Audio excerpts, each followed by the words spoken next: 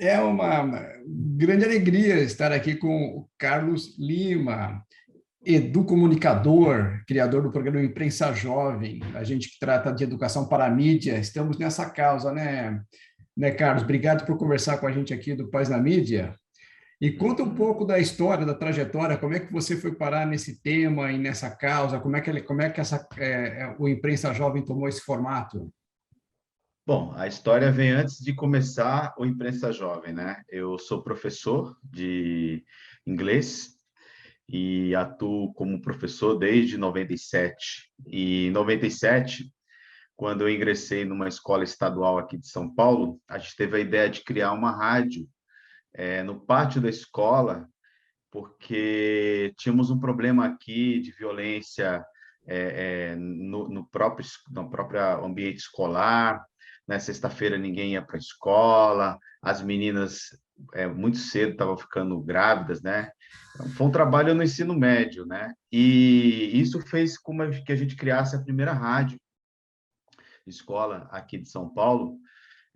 A gente não sabe se ainda é a primeira rádio só de São Paulo ou do país, mas foi uma ideia que a gente nasceu para criar uma estação de rádio e a gente viu que os estudantes tinham interesse de tocar nesses assuntos, mas trazendo diversão, trazendo informação, partilha com os professores nos programas ao vivo, né? E aí eu fui fazendo o meu trabalho como professor de inglês e fazendo esses projetos com os alunos nas horas livres, sempre trabalhando no intervalo. Quando foi a entrada do Educom.rádio, que é um projeto aqui de São Paulo, que hoje é uma política pública, tem até uma lei municipal, 13.941, eu ingressei na prefeitura em 2003 e aí todo mundo já sabia do projeto que eu tocava na escola do estado, né?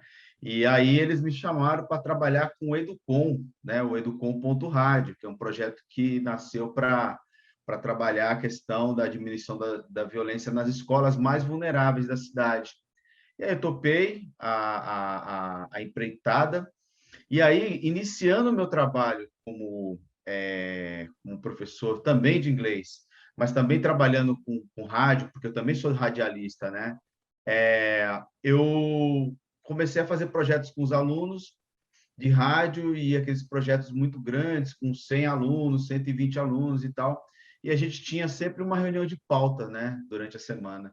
E numa reunião de pauta, um dos meninos disse o seguinte: professor, que tal a gente trazer os tiozinhos da noite para fazer rádio com a gente? Os tiozinhos da noite eram os estudantes de educação de jovens e adultos, muitos deles pais deles, irmãos deles, tios deles, moradores do bairro, que eles viam quando chegava para a reunião de pauta, no final da tarde, eles sentados ali esperando para entrar na aula e eles acharam que talvez seria uma boa ideia trazer os estudantes mais velhos para poder compor com ele esse lado divertido, cultural, interativo da rádio escola com notícias. E eles achavam que os tiozinhos poderiam trazer notícias para a rádio. Ali, sem querer, a gente já tinha um embrião do Imprensa Jovem, não tinha um nome, mas aquele trouxe ali uma ideia que, alguns meses depois, gerou uma proposta de a rádio sair para além dos muros da escola. Essa partilha de produção de rádio entre os jovens, né, do ensino fundamental e os adultos da EJA, fez nascer dentro da mente dos estudantes a ideia de que eles poderiam produzir notícia da comunidade e trazer para a escola. E aí foi um momento, isso foi em 2005, que a gente começou a criar alguns conteúdos para blog. Naquela época era fotoblog, era blog, não tinha ainda rede social ainda, não tinha YouTube, nada disso, mas a gente ocupou da maneira que eles achavam mais bacana para contar os fatos e a notícia.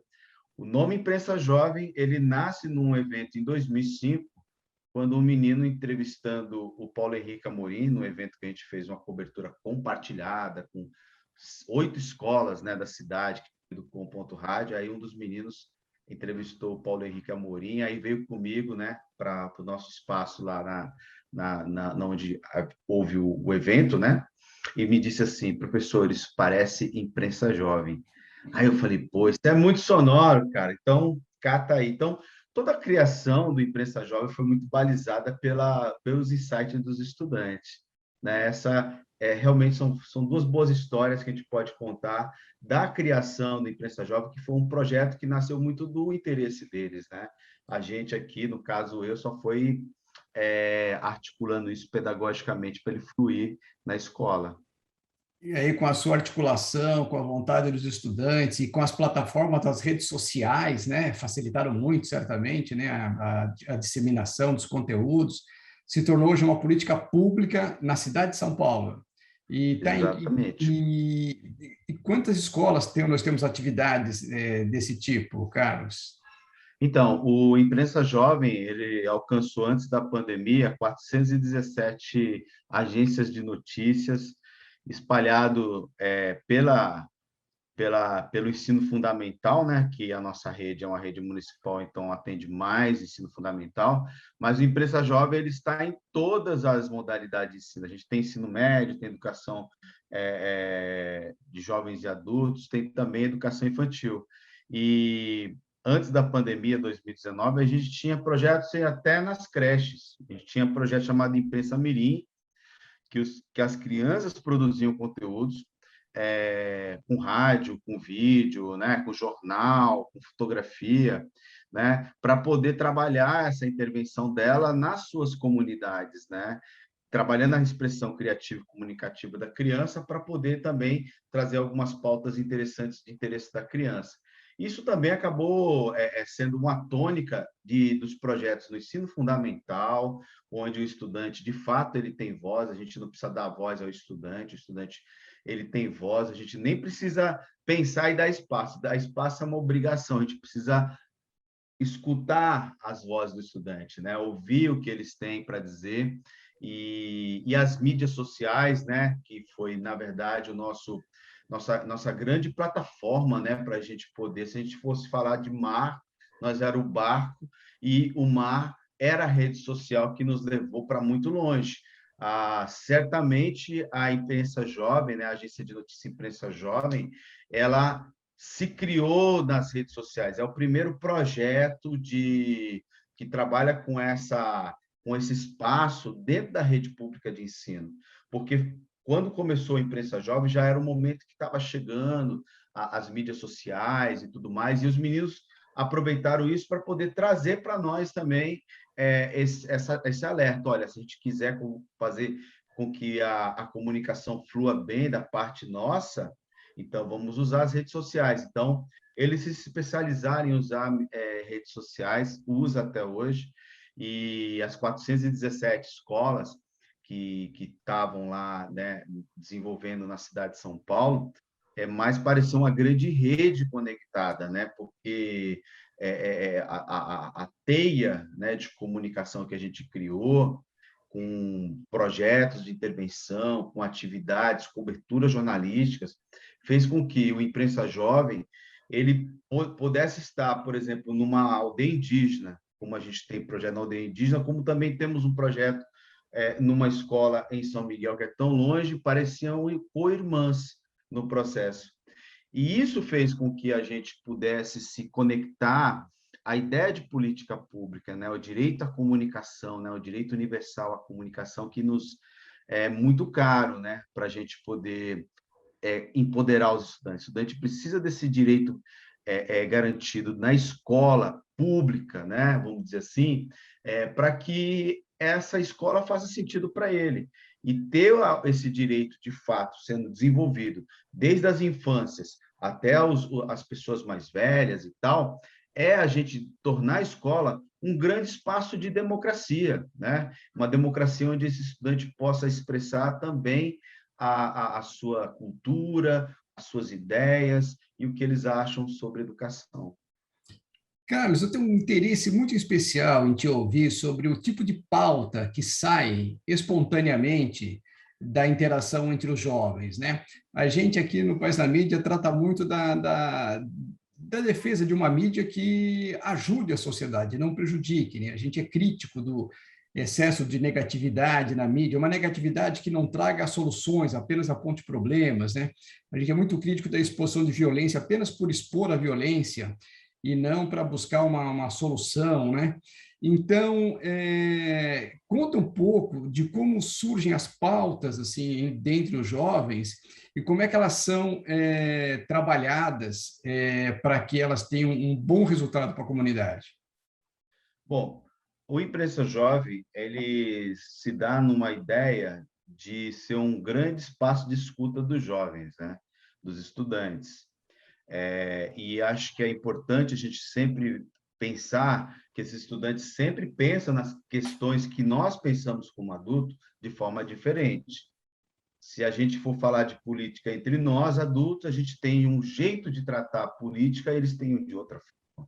Essa outra forma é o que a gente, de alguma forma, dá espaço para que eles também possam ter um ponto de vista diferente do que a gente pensa sobre os temas nossos, que também são os temas deles. O Imprensa Jovem funciona muito como uma proposta em que os meninos trazem os seus olhares, né, para as pautas, né, de produção dos conteúdos, e ali eles criam questionamentos. Na verdade, o grande negócio do Imprensa Jovem é a pergunta, né? Eles trabalham com a ideia de que uma boa pergunta pode trazer muita informação para quem vai escutar, e no caso, a comunicação dele, estudante, para o estudante, dele para ele, então tem que fazer sentido. Se ele entrevista, por exemplo, um prefeito da cidade de São Paulo, um jornalista convencional poderia perguntar sobre questões que têm a ver com a cidade, com os adultos. Os meninos poderiam, por exemplo, perguntar para o prefeito o que faz um prefeito, para poder essa pergunta, de alguma forma, passar informação de interesse, o cara saber o que é um prefeito. Agora, a gente tem essa lógica de preparar os estudantes, né, na formação, né, não é treinamento, mas formação, para que eles criativamente pensam em boas questões que possam fazer essas intervenções com qualquer pessoa. A gente não tem uma relação de discutir, é jovem, então vou falar só com o jovem. Ele pode falar com o jovem, mas ele pode falar com você, comigo, com a pessoa que, de repente, detém aí um poder social grande, ou pode ser um zelador, uma pessoa do bairro. Eles se preparam para isso. E eu acho que talvez a grande magia que a gente tem nas pautas é essa possibilidade deles estudarem antes esses sujeitos. A gente faz um estudo do sujeito, não do evento, para poder fazer as pautas. Para eles, o mais importante é saber o ponto de vista da pessoa a partir do ponto de vista dele como sujeito, e não como a ideia em si, entendeu? A gente vê isso muito quando a gente vê as coberturas jornalísticas, por exemplo, da Bienal do Livro, que é um que a gente sempre vai, a Campus Party Brasil também, que tem todo o conteúdo já pronto para a literatura, e os meninos perguntam sobre a vida deles, sobre o que é importante, fazem boas reflexões, perguntas que são feitas de forma que gera uma boa conversa, não é perguntas daquelas muito feita pelo professor, é feita por eles. Perguntas que beiram, às vezes, a teses do que eles pensam sobre o mundo. Então, a Unesco sempre chama a gente para participar dos eventos que eles fazem aqui no Brasil, para colocar os jovens para fazer perguntas. Eles têm 2 minutos para fazer uma pergunta, ele fala uma tese sobre o tema que está rolando dentro do evento ali, coloca eles dentro do assunto e depois gera a pergunta. Isso é incrível, porque é uma forma também do estudante ver o mundo também do seu olhar e discutir esse olhar com as pessoas que estão ali. Então, nós trabalhamos as pautas para beneficiar sempre o olhar do estudante. E não tem fronteira. A gente pode falar de gênero, como a gente pode falar de jogos e games também. Então, a diversidade temática que os meninos têm é uma riqueza incrível. Eles vão de um lado ao outro. E como é quando eles tratam de problemas concretos da comunidade? Você disse o problema de violência que estava tendo numa escola, algum problema concreto na escola, na comunidade? Qual é a abordagem geral que é dada por A eles? gente trabalha com soluções, na verdade, pensar soluções, porque os problemas já está dito, todo mundo sabe. A gente tem um trabalho de empoderar os estudantes da imprensa jovem para serem interventores sociais, né? A gente tem até um projeto que a gente idealizou com a Unesco, aqui do Brasil, que é o estudante mediador dos ODS. E a proposta do estudante mediador dos ODS é esse menino e essa menina ter um olhar sobre a comunidade, sobre as questões da comunidade, e eles fazerem essa conexão com a comunicação para aproximar escola e comunidade. Então, por exemplo, a gente teve um problema com relação ao início da pandemia, ninguém sabia usar o Classroom, né? Nem professores, muitos alunos, nem a família. As meninas do Imprensa Jovem, um grupo de meninas, né, olhando esse problema a partir dos seus amigos que tinham esse problema, idealizaram a criação de um material, um tutorial na linguagem delas, para eles, para poder ajudar a sua comunidade. O vídeo, em 3 dias, chegou a 50 mil acessos, e mostra um pouco que o estudante ele está mais afim de poder responder com propostas, não para criar provocações, mas mais para trazer propostas. Então, eles trabalham muito com propostas de intervenção social, e eu falo dos adolescentes, se for o caso, mas teve crianças, por exemplo, que perceberam que na sua comunidade tinha um problema da vacinação, e que no bairro onde eles moram, os pais não estavam levando as crianças para ir tomar vacina. Então, as crianças de educação infantil, de 4 anos, falou: professor, o nosso grande problema aqui é que os nossos pais não levam a gente para tomar vacina. Ah, vamos fazer um telejornal falando sobre o que é fake news. E o que elas fizeram? Transformaram o fake news num Saci Pererê. Se tiver 2 pernas, é fake news, porque Saci Pererê tem uma perna só. E criou um vídeo no YouTube, um vídeo de telejornalismo, com ela dando essa definição, né? E, ao mesmo tempo, trazendo um adulto para poder falar, olha, tem que tomar vacina e tudo mais. E aí pegou esse vídeo e colocou nas mesmas redes sociais que os pais estavam escutando coisas como fake news para não tomar vacina. Aquilo resolveu o problema em uma semana. Que Acabou, os fantástico. pais começaram a ouvir. Então, esse apoio que o estudante dá à escola para poder pensar em soluções que possam resolver, parte do princípio que as famílias confiam muito nos seus filhos. E quando você tem uma proposta de oferecer um canal de comunicação em que esse estudante possa falar, a gente tem um aliado, porque nem sempre a escola fala com a comunidade, mas o estudante ele tem potencial para falar com a comunidade. E é aí que vem essas pautas, muitas vezes, para fazer boas intervenções sociais para resolver problemas. E a comunidade ouve, a escola ouve, os professores ouvem, e tem uma repercussão intensa, os conteúdos Sim, produzidos. é óbvio que nós fizemos milhares de ações. Algumas, de fato, são construções para a formação própria do estudante, né? Que às vezes não ganha eco, mas ele, de alguma forma, forma essa criança para que essa criança seja aí com a cultura digital, mas basicamente com a educação midiática, ela possa crescer enquanto pessoa, enquanto cidadão. Mas algumas, elas têm alto impacto. A gente tem canais de YouTube, por exemplo, como a escola Enfio com H, tem vídeos com acesso de 7 milhões de pessoas. Um vídeo só. Um vídeo desse canal do Enfio, ele tem mais visualizações do que todo o conteúdo que tem na Secretaria Municipal de Educação de São Paulo, no canal de YouTube. O que tem ali? Tem discussões dos meninos sobre gravidez, por exemplo, é um vídeo que está lá falando sobre gravidez, que eles fizeram, na verdade, uma busca de informações, depois teatralizaram, né, uma ação comum deles, e colocou esse vídeo no YouTube e aquilo estourou, né? E formou pessoas, né? 7 milhões possivelmente deve ter atingido 80% da comunidade onde estão, né? Que tem 10 mil pessoas, 5 mil pessoas que moram. Então, há esses projetos que têm grande impacto e eles acabam ensinando os outros. A gente sempre usa as boas práticas desenvolvidas pelos estudantes e seus professores como um motor para a formação dos professores, porque é uma coisa que eu acho que é muito importante também. Por que que dá certo?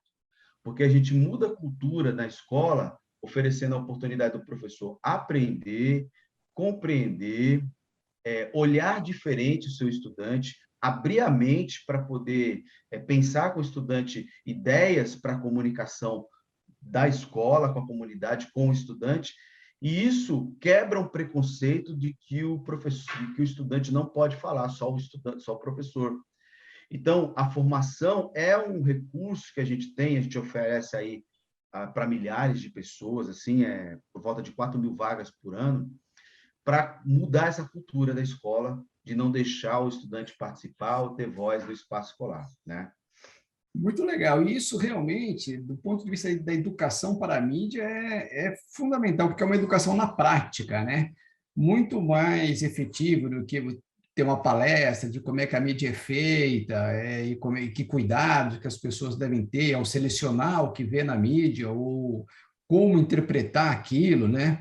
É muito mais efetivo fazer a mídia, né? Que aí as crianças saem, os jovens saem certamente com uma experiência que dá a elas a possibilidade de ter uma relação com a mídia muito mais madura, muito mais crítica, né, durante toda a sua vida, não é, Carlos?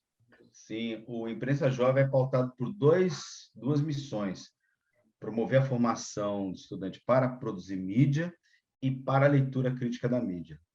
E a gente entende que quando ele produz mídia, ele já faz uma leitura melhor da mídia que ele consome. Então, essas duas formas, eu acho que tem um benefício incrível para o futuro dessa criança, que vai ser um adulto, um adolescente, depois um adulto, muito mais maduro, inclusive, para poder pensar criticamente a mídia que ele consome, e ele passa a ser também vamos dizer, um mediador social para os seus filhos, para seus familiares, para as pessoas que moram do lado, para as pessoas que trabalham com ele, né? Porque é um aprendizado que internaliza, e ele passa a ser uma pessoa para fazer essas intervenções, para ajudar, inclusive, nessa construção de uma mídia livre e uma mídia saudável, né? Vamos dizer assim. Porque hoje todos somos comunicadores, né? Com as redes sociais, todos nós somos comunicadores. Então, temos a nossa parcela aí para oferecer bons conteúdos, compartilhar bons conteúdos, né? Conteúdos que agreguem, não que desagreguem, né? Então, realmente, parabéns pelo trabalho, Carlos, é maravilhoso. A gente vai compartilhar vários links aqui do trabalho que vocês fazem. A gente está nessa causa comum aí da educação para a mídia, a gente tenta focar muito na produção profissional de mídia, para que a produção profissional de mídia tente oferecer conteúdos que ajudem mais a sociedade, e não apenas busquem de maneira muitas vezes impensada, o share, né, 1% a mais de audiência, um pouco mais de alcance, muitas vezes com apelações, com negatividades, com violência, que não trazem nada de bom para a sociedade, né? Não trazem soluções, né? Então, muito obrigado, Carlos, parabéns pelo trabalho, seguimos juntos nessa causa.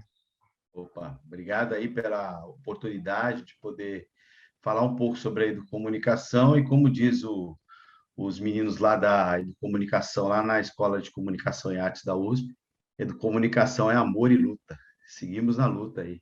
É isso aí, tamo junto. Obrigado.